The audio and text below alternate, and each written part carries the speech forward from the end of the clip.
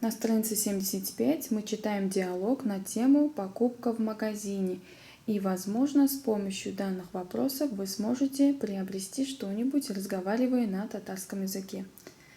Эй, ты güzeli, şeynik niçe sum tura?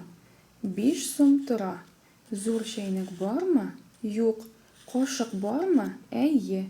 10 кошек bir güzeli. Ярый. Скажите, пожалуйста, чайник сколько стоит? Или сколько рублей стоит? 5 рублей. Большой чайник есть? Нет. Ложка есть? Есть. Ложки здесь можно даже сказать, потому что ложка это собирательное значение. Здесь имеется в виду много ложек. Ложки есть? Есть. 10 ложек дайте, пожалуйста. Хорошо. Дальше. У нас тут, по-моему, идет математика. Bir кошек, iki сум. Iki кошек, ниче сум. Одна ложка 2 рубля, 2 ложки сколько рублей? 4 сум. Bir şenişke 3 сум, iki şenişke ниче сум? 6 сум. 6 рублей.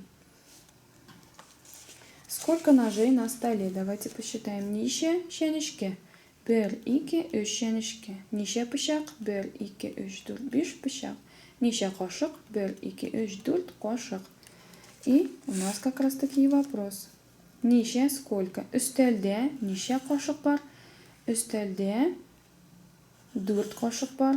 Üstelde ниче şenişke бар? Üstelde 3 şenişke бар. Üstelde ниче bıçak бар? Üstelde 5 bıçak бар. Мы уже с вами посчитали их. Нинди сюз. Нинди сюз какое слово? Так, вопрос нам сейчас разберем.